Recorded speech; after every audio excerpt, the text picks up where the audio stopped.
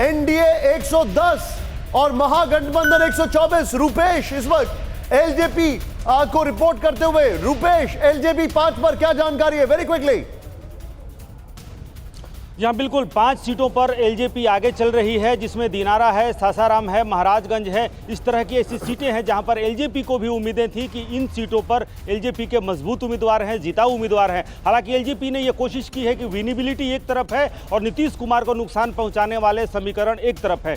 2 समीकरण को लेकर लोजपा के चिराग पासवान चल रहे थे। चिराग पासवान हर चीज़ पर नजर बनाए हुए हैं और इस वक्त सबसे पहले शुरुआत अगर लोजपा ने की थी तो असंभव से चिराग पासवान ने शुरुआत की थी। लिहाजा 2005 में याद करिए कि जब कांटे का मुकाबला होता है तब सत्ता की चाबी लोजपा के पास गई थी। जब 29 सीटें थी, रामविलास पास कहते थे कि चाबी हमारे पास है, सरकार नहीं बनी, किसी की राष्ट्रपति शासन लागू हुआ। आप जो बता रहे हैं, लेकिन एक क्विक रिएक्शन गौरव से लेने के बाद करना भी और स्टैंड बाय में आपके पास आ रहा हूं। Very quickly. बहुत इंटरेस्टिंग फैक्ट है और मैं अपने एक्सपर्ट्स को कहना चाहता हूं वो भी सुने इस बात को।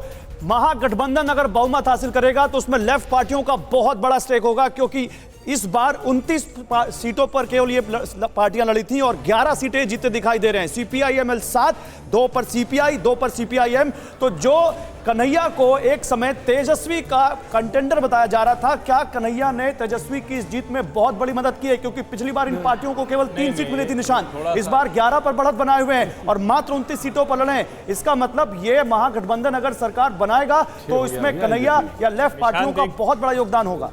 जी हर्षवर्धन जी, एक ये जो अभी गौरव ने कहा, इसमें थोड़ा सा बस समझने के लिए, सीपीआई-एमएल ऐसी 25 सीटें हैं जिस पर बहुत मजबूत है, लेकिन ये अगर सरकार बनेगी तो आप बिहार की राजनीति को समझते हुए ये भी समझिए कि ज्यादातर जगह जहां राष्ट्रीय जनता दल और एमएल का कैडर आमने सामने लड़ता है। आप सीवान की बात करेंगे जहां शहाबुद्दीन बहुत लंबे समय तक रहे, जहां हिना शहाब अभी हारती रहीं, और ज्यादातर ऐसे क्षेत्र हैं जहां राजद और सीपीआई एमएल, सीपीआई और सीपीआईएम तो एक साथ चले जाते हैं, लेकिन एमएल कितने दिन साथ रहेगा ये भी बहुत बड़ी चीज है। ये वहां कहीं भी सामाजिक समीकरण एक दूसरे के साथ नहीं जाते। बहुत सीटें दिख रही हैं। सीटें एमएल जीत रही है जी, 7 सीटें जीत रही है। लेकिन क्या इसका मतलब यह भी समझा जाए कि लोगों के अंदर, जो अभी जिक्र किया था हेमंत सर ने, लोगों के अंदर यह है कि हम नीतीश को वोट नहीं देंगे और किसी को भी वोट दे सकते हैं? क्या यह भी एक फैक्टर है? मुझे लगता है कि नीतीश कुमार भारतीय राजनीति में एक ऐसे नेता के तौर पर जाने जाएंगे जिनको हर कोई अपना मानता था। और मैं तो चुनाव की बहस में बार बार ये कहता रहा हूं कि भारतीय जनता पार्टी का वोटर